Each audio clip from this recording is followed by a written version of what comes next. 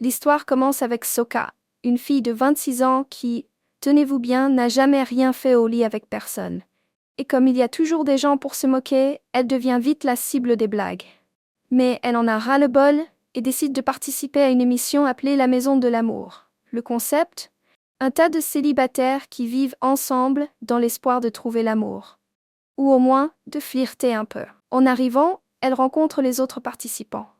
Akira, un homme d'affaires de 28 ans avec une attitude un peu arrogante. Momo, une coiffeuse influenceuse avec 30 000 abonnés sur Insta. Oui, elle fait des pubs pour du shampoing. Ri, une étudiante en mode super stylée. Et Tanaka, un libraire qui a l'air tout calme. Mais le plus mystérieux du groupe, c'est Kei, le dernier à rejoindre la maison. Dès son arrivée, Kei lâche on dirait un ange, et Soka en a des frissons. Le mec se rapproche de plus en plus, jusqu'à ce que d'un coup, il tombe sur son épaule. Premier contact physique pour elle, et direct, c'est le choc. Mais attends, plot twist. Le gars est somnambule. Avant de partir, il lui effleure encore la main, et là elle se dit « Est-ce que ma malédiction est enfin en train de se terminer ?» Pour apprendre à mieux connaître tout le monde, Soka commence à discuter avec chacun. Et elle capte vite qu'Akira, malgré son intelligence, a ce côté insupportable de mec qui se croit au-dessus. Il se moque de son innocence, et voilà, elle le classe direct. Lui, c'est mort. Puis le créateur de l'émission arrive avec son assistant pour annoncer les règles. Il explique clairement. Les bisous, les flirts et tout ce qui peut se passer sont autorisés. Mais à certaines conditions. La première, tout le monde doit rester dans la maison pendant une année entière. Pas moyen d'abandonner en cours de route. Et puis, il y a des caméras partout, sauf dans les chambres. Donc, l'intimité, c'est seulement si tu fermes la porte. Une fois tout bien expliqué, la fête de bienvenue commence. Et là, Akira repère Soka toute seule et vient la voir avec une attitude bien chelou, laissant entendre qu'il est intéressé. Mais elle le recale direct. Ensuite, quelqu'un lui demande combien de petits amis elle a eu. Et pour ne pas passer pour une débutante, elle ment un peu et dit qu'elle en a déjà eu plusieurs. Mais Akira ne gobe rien et balance. Ton innocence va te poser problème ici. Soka s'énerve et dans sa rage, elle trébuche et tombe en pleine rue. Classique scène de drama. Mais d'un coup, Kei débarque et semble vraiment inquiet pour elle. Soka lui raconte qu'Akira s'est moqué d'elle et Kei commence à penser à une petite vengeance. Mais avant même d'élaborer un plan, le ventre de Soka gronde super fort. Et Kei, tout mignon, partage sa bouffe avec elle. Mais là, elle apprend un truc de fou. Kei, à la fac, c'est le roi du flirt et des râteaux. Et pire encore, il s'est fixé un objectif de fin d'année. Coucher avec elle. Soka est choquée. Encore plus quand elle découvre que Kei a 19 ans. Oui, 7 ans de moins qu'elle. Ça la fait douter. Est-ce qu'elle devrait lui laisser une chance ou pas? Et déterminée à en savoir plus sur, comment on embrasse, elle va chercher un livre sur le sujet. Mais là, Tanaka débarque sans prévenir et, dans la panique, elle fait genre qu'elle cherche un livre sur les tortues. Oui, les tortues. Tanaka trouve ça chelou, mais il ne dit rien. Il avoue qu'il est stressé à l'idée de rencontrer les filles de la maison et qu'elles lui font un peu peur. Aïe, ça commence mal. Pendant ce temps, Momo commence à remarquer Tanaka et le trouve plutôt mignon. Mais le reality show chauffe. Et les caméras captent tout. Jusqu'à ce que Momo sente le parfum de Kei chez Soka, et là elle commence à se poser des questions. Est-ce qu'il s'est déjà passé un truc entre eux? Ça rend Tanaka jaloux. Et Momo le remarque. Aïe, il kiffe Soka lui aussi. Après ça, le créateur de l'émission balance une nouvelle info. Une fête va avoir lieu dans la maison de l'amour. Tout le monde commence à se préparer, mais l'ambiance entre les gars devient ultra tendue. Parce que, franchement, ils matent tous les lèvres de Soka. Et là, Kei arrive tranquille, dit bonjour à Soka, et les filles autour commencent à chuchoter. Tu crois qu'il est amoureux, mais il n'est pas le seul. Tanaka aussi semble fondre pour Soka. Du coup, les copines de Soka décident de lui faire un vrai relooking. Elle lui change ses fringues, la maquille à fond et s'occupe de ses cheveux. Quand elle arrive, toute transformée devant les garçons, c'est le silence total. Juste des regards choqués et des bouches grandes ouvertes. Pendant le dîner, Soka commence à boire un peu plus que prévu. Et voilà, l'alcool. Akira, lui, continue à la saouler. Ça sent la dispute à plein nez. Soka pète un câble et commence à l'insulter devant tout le monde. Et le pire, Kei trouve ça drôle. Mais soudain, Soka s'évanouit. Akira et Tanaka essaient de l'aider, mais Kei arrive en mode éclair et les dégage direct. Avec un regard noir, il montre clairement que Soka c'est à lui et que personne d'autre ne prendra soin d'elle. Il la porte jusqu'à sa chambre pendant que Tanaka reste là, dégoûté. Dans la chambre, Kei la dépose doucement sur le lit et reste à la regarder dormir. Il lui tient la main et observe chaque détail de son visage, tombant encore plus amoureux. De son côté, Momo commence à montrer un côté très jaloux. Elle a toujours craqué pour Kei. Et voir Soka attirer toute l'attention Sei, ça la rend dingue. Le lendemain, Soka essaie de se souvenir de ce qui s'est passé la veille, mais tout ce qu'elle a en tête, c'est l'image de Kei qui s'approche d'elle. Quand elle demande à Tanaka s'il s'est passé quelque chose, il devient hyper jaloux et lui sort. « Vous avez fait un truc ?» Elle nie et lui dit qu'il la croit, ce qui la soulage. Puis arrive l'événement suivant. Soka avait prévu d'aller à un festival avec Kei, mais elle y va avec Tanaka. Kei, lui, explose intérieurement. Il lui avait demandé de venir seul, et maintenant, il voit Tanaka comme son rival numéro 1 pour le cœur de Soka. Alors qu'est-ce qu'il fait? Il sort ses techniques secrètes de séduction.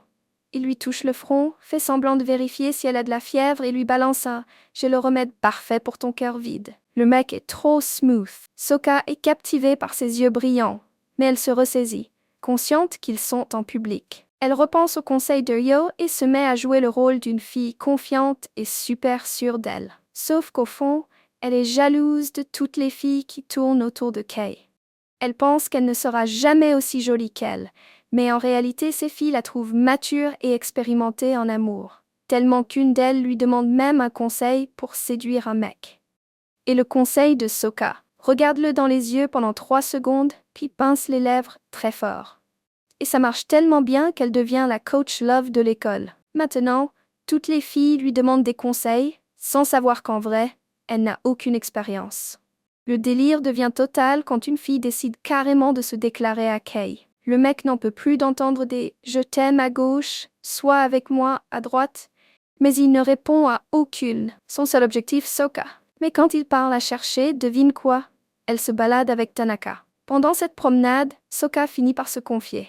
Elle n'a aucune expérience avec les hommes, tout était du bluff. Elle veut juste trouver le véritable amour. Et Tanaka, trop mignon, sort un petit mouchoir et lui essuie les larmes. Puis, soudain, il devient un peu plus audacieux et lui dit « Tu es vraiment belle ». Il lui promet de l'aider à trouver l'amour, mais en vrai, il veut juste rester proche d'elle. Sauf que Tanaka ne s'attendait pas à ce que Soka se mette à courir après Kei. Elle monte jusqu'au toit et le trouve là, pensif, regardant dans le vide. On dirait vraiment qu'ils sont faits l'un pour l'autre. Elle lui demande pardon de l'avoir gêné avec ses copines et lui répond « Ce qui me gêne, c'est de ne pas encore avoir goûté à tes lèvres ». Soka se fige, mais son cœur bat à toute vitesse. Prenant son courage à 2 mains, elle l'embrasse sur la joue. Kei, surpris, lui touche le visage, puis sans hésiter, l'embrasse pour de vrai. Et pas un simple bisou. Il l'embrasse avec passion, avec envie, touchant non seulement ses lèvres, mais aussi son âme. Après ce baiser intense, Kei plonge ses yeux dans ceux de Soka et lui fait une proposition directe. « Tu veux passer la nuit dans ma chambre ?» Et bon, tout le monde comprend ce que ça veut dire. Soka panique, elle est super nerveuse. Mais elle le laisse lui prendre la main et l'emmener dans la chambre. L'ambiance est tendue, les cœurs battent à fond, et quand ils se mettent en mode cuillère dans le lit, tout est mignon, jusqu'à ce que ça devienne plus chaud. Ils se retrouvent face à face, tout proches, sur le point de s'embrasser à nouveau. Mais là, les pensées paniquées de Soka prennent le dessus. Et s'il y avait une caméra ici, Kei sent qu'elle est tendue et tente de la rassurer. Il lui dit qu'il tient à elle, mais sans dire le fameux « je t'aime » qu'elle espérait. Et ça la frustre énormément, parce que pour elle, si ce n'est pas de l'amour vrai, ça ne vaut pas le coup. Alors, flashback. Quand elle était ado, elle a appelé un garçon pour lui déclarer sa flamme. Le gars a rigolé et lui a dit qu'il n'embrasserait jamais une fille comme elle. Depuis ce jour, elle s'est promis de ne faire l'amour qu'avec quelqu'un qu'elle aimerait vraiment. Le lendemain, l'ambiance dans la maison est bizarre et Ryo sent bien qu'il y a une tension. Elle essaie de jouer la médiatrice et discute avec Kei, qui finit par avouer qu'il n'a jamais réussi à aimer qui que ce soit depuis qu'il est enfant. Il ressent un vide, jusqu'à ce que Soka débarque et chamboule tout. Mais maintenant qu'il la voit se rapprocher de Tanaka, la jalousie commence à faire battre son cœur. Et comme si ça ne suffisait pas, Soka le voit partir en rendez-vous avec Momo. Il parle d'architecture, mais elle crève de jalousie. Le pire, c'est qu'elle remarque que la conversation est complètement forcée, qu'il n'y a aucune alchimie et que Momo rigole faux, tout en prenant son téléphone comme si c'était déjà son mec. Là, Soka est en ébullition. Elle passe toute la journée au fond du trou jusqu'à ce que Tanaka vienne lui redonner un petit sourire. Elle le remercie parce que, franchement, rien que d'imaginer Kei collé à Momo, ça lui donne envie de vomir. Tanaka en profite pour lui ouvrir son cœur. Quand il est arrivé dans la maison, il avait peur que personne ne le désire. Mais maintenant, il a trouvé sa préférée. Sauf que Soka ne ressent pas la même chose. Pour elle, Tanaka reste juste un ami. Et même si le gars est dévasté, il accepte la situation. Pendant ce temps, Ryo, qui a toujours vu Tanaka comme un garçon doux, commence à se rendre compte qu'elle pourrait bien avoir des sentiments pour lui. Mais quand elle comprend que son cœur est déjà pris, elle ne sait plus quoi faire. Et là, Akira, le roi des opportunistes, entre en scène. Il va voir Ryo et sans prévenir, lui propose de s'embrasser. Elle l'ignore, mais il insiste et lui sort qu'elle est la fille qu'il préfère dans la maison. Franchement, ce télé-réalité, c'est devenu un véritable brasier. Pendant ce temps, Kei est au karaoké avec Momo, mais impossible de sortir Soka de sa tête. Momo le capte direct et décide de passer à l'attaque. D'abord, elle se déclare, lui disant que Kei est le seul mec qu'elle a vraiment envie d'embrasser, que les autres ne comptent pas. Mais Kei la coupe net et lui balance que son sourire sonne faux et qu'elle donne une impression de superficialité. Momo est blessée et part en pleurant, mais elle ne compte pas abandonner aussi facilement. Avec sa petite stratégie bien rodée, elle met un rouge à lèvres bien voyant, s'approche discrètement, lèche ses lèvres et tente de l'embrasser. Sauf qu'à ce moment précis, Soka entre dans la salle et les surprend. Elle fait genre que ça ne la touche pas, mais à l'intérieur, son cœur est en miettes. Ambiance au dîner, tendue au point de pouvoir la couper au couteau de boucher. Soka ne quitte pas des yeux Kei et Momo, analysant chaque détail pour savoir s'ils sont ensemble ou pas. Petit à petit, elle comprend que c'est Momo qui court après Kei. Lui, il est plutôt distant et finit même par s'excuser auprès de Soka. Et là, il avoue enfin. Devant toi, je n'arrive même pas à te regarder dans les yeux parce que ce que je ressens est trop fort. À ce moment-là, Soka réalise qu'elle veut encore de lui dans sa vie. Mais bien sûr, Momo ne compte pas les laisser tranquilles. Elle interrompt leur moment et Ryo, complètement lassé de ce drama, prend les choses en main. Ça suffit. Vous deux, vous devez régler ça maintenant. Et voilà Soka et Momo face à face, prêtes pour une confrontation finale. Soka et Momo se retrouvent, la tension est à son comble. Mais au lieu de se disputer, Momo éclate en sanglots. Elle avoue que, peu importe ses efforts, elle n'arrivera jamais à être comme Soka. Et là, contre toute attente, Soka la prend dans ses bras. Elle la regarde dans les yeux et lâche une bombe. Ma vie n'est pas si parfaite que ça. En réalité, je suis encore vierge. Momo est sous le choc. Elle n'aurait jamais cru que la fille qui semblait avoir tous les garçons à ses pieds cachait un tel secret. Quand les garçons arrivent, les filles décident de garder ça pour elles. Mais Akira capte vite que quelque chose a changé entre elles. Et là, plot twist total. Akira se met à pleurer. Il confie qu'il n'a jamais eu de vrais amis. Et à ce moment-là, le groupe l'accepte enfin. Pendant ce temps, Soka commence à se poser des questions. Et si c'était enfin le bon moment pour perdre sa virginité? Mais le problème, c'est la concurrence. Les collègues de travail de Kei commencent à lui déclarer leur amour. L'une d'elles écrit même une lettre d'amour. Kei les rejette toutes sans hésitation, ce qui pousse un des gars à dire « T'es vraiment trop froid, mec ». Et là, boum, Kei découvre qu'il a une condition rare qui le rend insensible à l'amour. Mais retournement de situation. La seule personne capable de briser cette malédiction, c'est Soka. Avec cette tension montante, ils commencent à s'envoyer des messages très épicés. Soka commence même à s'étirer pour se préparer mentalement à ce qui pourrait se passer ce soir-là. Mais ses copines tombent sur les messages. Elles éclatent de rire en se moquant gentiment, mais Tanaka, lui, voit aussi, et ça lui transperce le cœur. Malgré tout, Soka poursuit ses plans. Et lors du rendez-vous avec Kei, il s'ouvre enfin et lui dit qu'il a su dès le premier jour qu'elle était la fille la plus spéciale de l'univers. Et encore mieux, je veux passer Noël avec toi. Et cette nuit-là, je veux faire l'amour avec toi. Soka, remplie d'attente, entoure la date sur le calendrier, enfile sa plus belle tenue, se maquille comme jamais, et attend, le cœur battant. Mais là, c'est le drame. Kei envoie un message pour annuler le rendez-vous, sans aucune explication. Soka est dévastée. Ses amis essaient de lui remonter le moral, mais le vide en elle est immense. Elle va jusqu'à entrer dans la chambre de Kei, juste pour sentir son odeur, mais il ne répond même plus à ses messages. Et là, Akira se tourne vers Tanaka et dit « Mec, c'est ta chance de conquérir Soka. » Tanaka, même sachant qu'elle aime encore Kei, ne veut pas laisser passer cette opportunité. Il va la voir dans sa chambre. Soka, en pleurs, enlève ses lunettes embuées de larmes, et quand Tanaka les prend pour l'aider, leurs regards se croisent. Son cœur s'emballe. Il lui prend la main, s'approche, presque l'embrasse, mais s'arrête à la dernière seconde. « Je ne te forcerai jamais à rien, mais je te promets d'être à tes côtés jusqu'à la fin de mes jours. » Soka referme la porte. Elle sait que Tanaka l'aime sincèrement, mais elle ne peut pas trahir ses sentiments pour Kei. Le lendemain, Kei revient enfin à la maison, mais Soka, encore blessée, l'évite. Désormais, elle ne lui parle que par message, le laissant volontairement en vue pour qu'il souffre un peu. Et pour relancer encore plus le feu du jeu, le créateur du reality annonce un voyage romantique pour tout le monde. Les chambres, des king size, ambiance love au maximum. Tanaka propose de porter les valises de Soka, et Kei comprend qu'il est en train de la perdre à cause de son erreur. Pendant ce temps, Soka commence à réaliser que s'il s'agissait de choisir un mari idéal, Tanaka serait parfait. Mais, et Kei? Pour compliquer encore les choses, Ryo admet enfin qu'elle a des sentiments pour Tanaka. Elle n'en peut plus de cacher ça, mais Tanaka n'a Dieu que pour Soka. Et là, le grand duel commence. Tanaka contre Kei. Les deux se battent pour montrer qui est le meilleur pour Soka, pendant que tout le monde observe le spectacle. Tanaka arrive en premier et lui apporte un plat. Kei, pas bête, lui amène son plat préféré. Soka est perdue. Comment choisir entre deux mecs aussi incroyables et qui souffrent aussi en silence? Ryo. Elle comprend que Tanaka ne l'aimera jamais comme elle le voudrait.